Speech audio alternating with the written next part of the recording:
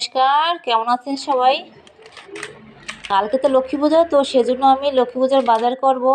আর আমি লক্ষ্মীর ঘটে কিছু টাকা জমাই প্রত্যেক মাসে, সেখান থেকেই লক্ষ্মী পূজার বাজারটা করি। তো আমি রেডি হয়ে এখন বাজারে চলে এলাম। এসে দেখি এখানে কলা গাছ রয়েছে লক্ষ্মী পূজার জন্য, কলা বোর জন্য। তারপর ফুল আছে, হলুদ, তারপর আমসরা, সুপারি। আবার এখানে লক্ষ্মী পূজা বউদের কিছু সেট করাও আছে, একদম তারা সুন্দরভাবে রেডি করে দেয়। এই যে কি সুন্দর করে। এদিকে আমি আবার নারকেল কিনলাম আর আরও অন্য অন্য জিনিস কিনবো। অবশ্য আমি কিন্তু কলাবো নিলাম না। আর দোকান থেকে এখানে আমি মোম, ধূপকাঠি, তারপর আগরবাতি এগুলো কেনার পরে হলুদ আর এখান থেকে ঘট কিনবো। ঘটগুলো দেখতে অনেক সুন্দর। এরপরে আমি চলে গেলাম ঝরা কিনতে। এখান থেকে আমি একটা ঝরা কিনলাম। আর পূজার বাজার করতে করতে এখন প্রায় রাত হয়ে গেছে, আর প্রচুর লোকজন। আমার বাজার, অনেক কিছু বাজার আমি করলাম,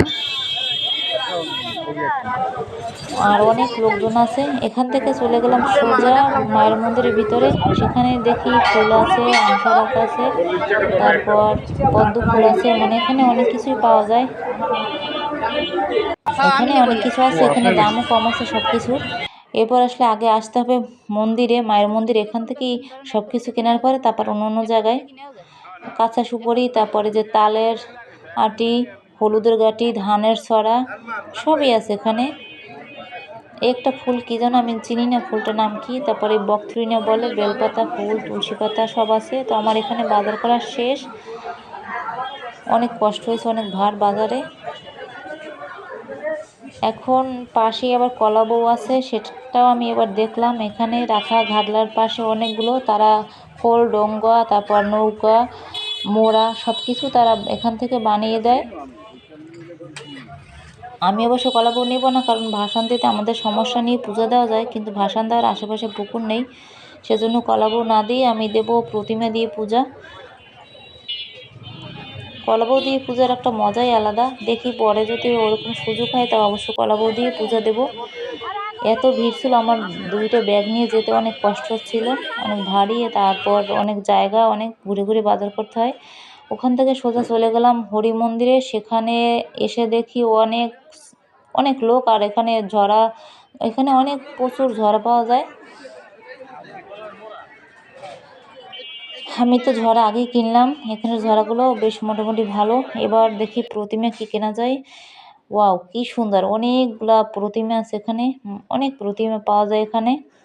এখান থেকে দেখি কোন প্রতিমা নেওয়া যায়। আমি অনেক সময় ধরে দেখতেছিলাম, প্রতিমাগুলো দেখতে সবই ভালো লাগতেছিল। অবশ্য যদি ঘটও আছে এখানে, তারপরে যে সরার উপরে আঁকা পাজাল, প্রদীপ সব কিছুই আছে এখানে। এই যে শাড়ির ভিতর বলতে গেলে একটা গোলাপি কালার, লাল শাড়ি, নীল শাড়ি, মানে বিভিন্ন কালারের মা লক্ষ্মীকে সাজানো আছে। আমি শুধু দেখতেছি মুখটা কীরকম। মুখটা যদি সুন্দর না হয় প্রতিমা দেখতে ভালো লাগে না। আমি ঘুরে ঘুরে সবগুলো দেখার পরে দাম দর করে তারপর একটা ভালো প্রতিমা কিনতে হবে। আর এই হচ্ছে হরি মন্দিরের ঠাকুর, রাধাকৃষ্ণ আছে এখানে। তো প্রতিমা কেনার সময় জোর পা কিনলে বেশি ভালো হয়। এই রাধাকৃষ্ণ। আর অনেক কষ্ট হয়েছে আজকের। তো এখানে বেশি কিছু সময় বসা ছিলাম, আবার তো বাসায় যেতে হবে সব কিছু নিয়ে। দুইটা ব্যাগ, প্রতিমা। ভাবতেছিলাম কিভাবে সব কিছু নিয়ে যাব, তো সাহস করে তারপরও এখন সবই পারলাম আর কি, যে এখন এখান থেকে একটা প্রতিমা কিনবো। আর এখানে কিছু প্রতিমা আছে এত সুন্দর, একদম এই যে টকটকে লাল শাড়ি পরা, আর কি সুন্দর দেখতে, খুবই সুন্দর লাগে প্রতিমা। এত বড় প্রতিমা আমার যেহেতু দরকার নেই, তো আমি প্রতিমা কিনে সোজা বাসায় চলে এলাম। বাসায় ঢোকার সময় একটু মানে জুপুর দিয়ে তারপর ঢুকতে হবে। সোনামা সে তো ভীষণ খুশি। ব্যাগ দুইটা কিন্তু অনেক ওয়েট। তো এখন আমি দেখি, এখন পূজার বাজার সব কিছু এখানে রাখি, তারপর দেখি কি কি নিয়ে আসলাম। এখান থেকে বের করে দেখি কি কি আছে এর ভিতরে।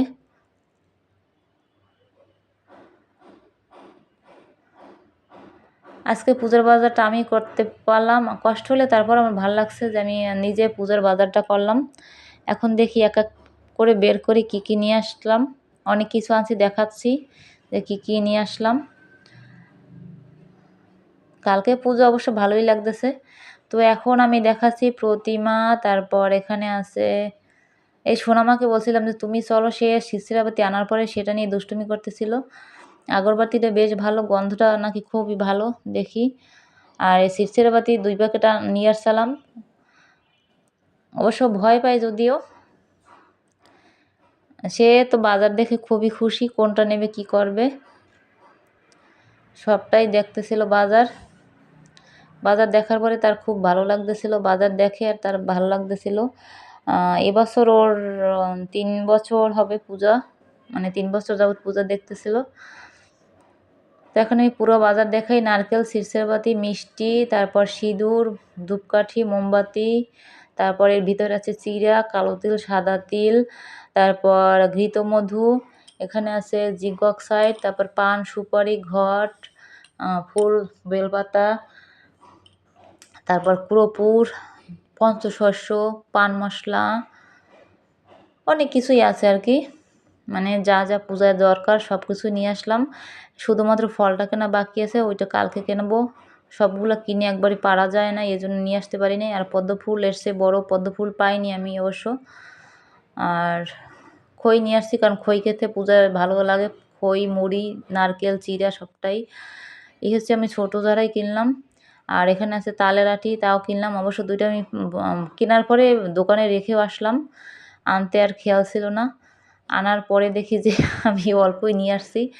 আর ফুল, বেলপাতা তাও নিয়ে আসলাম। কালকের আবার আমসরা, তারপর অন্যান্য জিনিসগুলো কালকে সকালে আনবো। এখানে মোটামুটি বাজার। আর প্রতিমার মুখ তো এখন আজকে বন্ধ, কালকে দেখা হবে। তো এই পর্যন্তই আমার আজকে বাজার। তো সবাই পূজায় আসবেন, সবাইকে ধন্যবাদ ভিডিওটা দেখার জন্য। আর আমার খুব ভালো লাগতেছে, আমি আজকে নিজে বাজার করলাম। সবাই ভালো থাকবেন।